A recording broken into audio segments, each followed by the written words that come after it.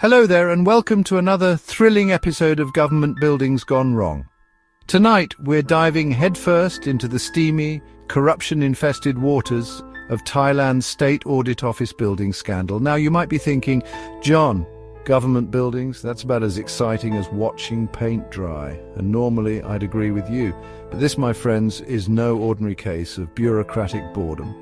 This is a story about hypocrisy, greed, and a building that seems to have been designed by a committee of pigeons. The State Audit Office, or SAO, is Thailand's primary watchdog for government spending. Their job is to sniff out corruption, to be the eagle-eyed guardians of public funds. They're the guys you call in when you suspect someone's been dipping their fingers in the cookie jar, except in this case the cookie jar was the construction budget for their own damn headquarters. The irony is almost too delicious, like finding out your dentist has a mouthful of cavities. This is a tale of how a project meant to symbolize accountability and transparency ended up becoming a monument to everything that's wrong with Thai governance. So buckle up, grab a snack, preferably not concrete flavored, because things are about to get messy. Our story begins with a dream of a shiny new headquarters for the SAO, a beacon of financial probity in the heart of Bangkok. The old building, it seems, was simply not grand enough for the ever-expanding responsibilities of these fiscal crusaders. More space was needed, more offices, more meeting rooms, you know, the kind of stuff that makes bureaucrats drool with anticipation. The budget, as you might expect from a project involving government officials and a new building, was substantial. We're talking hundreds of millions of baht, enough to make your eyes water if you try to count that high. The plan was simple: build a state-of-the-art facility that would make other government agencies green with envy and cement the SAO's reputation as the gold standard of financial oversight. So far so good, right? Well, as they say in the construction business, the devil is in the details, and in this case, the details were about as stable as a Jenga tower built on a waterbed. From the very beginning, whispers of irregularities began to circulate around the project like flies around a dumpster fire. There were rumors of suspicious procurement practices, with contracts seemingly awarded to companies with more political connections than actual construction experience. Think of it as your shady uncle getting the catering contract for your wedding, despite his culinary repertoire being limited to microwaving hot dogs. Then there were the constant mid-project specification changes, each one adding another layer of complexity and cost to the project. It's like ordering a pizza and then calling back every 5 minutes to add another topping: anchovies, pineapple, durian fruit, until you end up with a culinary abomination that even the hungriest raccoon wouldn't touch. And let's not forget the delays. Oh, the delays! The project dragged on for years, each passing month adding to the growing suspicion that something was rotten in the state of Thailand, or at least in the state of its newest government building.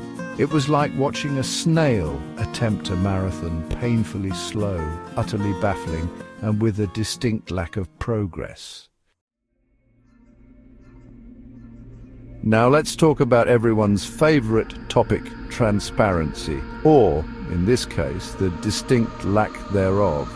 The selection process for contractors was about as transparent as a brick wall, with allegations of bid rigging and favoritism running rampant. It's almost as if someone had taken the concept of a fair and open competition, tossed it out the window and replaced it with a system where the contract went to whoever could slip the fattest envelope under the table.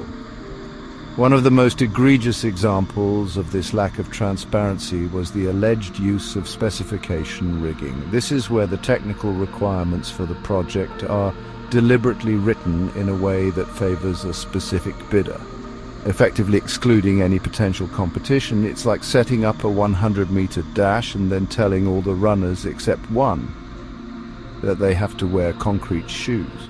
Sure, technically it's still a race, but the outcome was pretty much predetermined. This lack of transparency created a breeding ground for corruption. allowing those in positions of power to enrich themselves and their cronies at the expense of the public good. It's like a buffet where all the food is free, but only a select few are given plates and cutlery. Everyone else just gets to stand there and watch, their stomachs rumbling with a mixture of hunger and indignation. Now let's talk about the impact of using substandard materials. You see, when corners are cut to save money, the consequences can be severe. Buildings may not be as safe, infrastructure can fail, and ultimately, lives could be at risk. It's not just about the immediate savings, it's about the long-term costs that can be far greater. In many cases, the cost of repairing or replacing faulty structures can far exceed the initial savings. And let's not forget, there's also the human cost. When things go wrong, it's the people who suffer the most. So it's clear that using substandard materials is a gamble that rarely pays off. In the year 2025, the situation reached a tipping point. The economic and social structures that had been teetering on the edge finally gave way. The collapse was not just financial, but also a collapse of public trust in governance.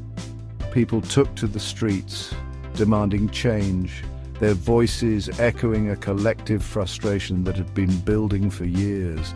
The events of 2025 marked a pivotal moment, a wake-up call that could no longer be ignored. In the aftermath of the collapse, investigations were launched to uncover the root causes of the crisis. The findings were shocking, revealing a web of corruption and mismanagement that permeated various levels of government and business. Public outrage was palpable, with citizens demanding accountability and justice. The media played a crucial role in amplifying these demands, bringing the issues to the forefront of national and international attention. It was clear that the status quo was no longer acceptable. The investigations highlighted systemic flaws in Thai governance. The lack of transparency, accountability, and checks and balances had allowed corruption to flourish unchecked. These flaws were not new, but had been ignored for far too long. The need for comprehensive reform was evident, and the pressure for change was mounting. Experts and activists alike called for a complete overhaul of the existing systems to prevent such a crisis from happening again. In response to the crisis and the public outcry, a blueprint for reform was proposed. This blueprint aimed to address the systemic issues that had been identified, focusing on transparency, accountability, and good governance. It was a comprehensive plan that sought to rebuild trust and create a more resilient and fair society. The path to reform would not be easy, but it was a necessary step towards a brighter future for Thailand. The hope was that through these reforms, a new era of prosperity and justice could be achieved.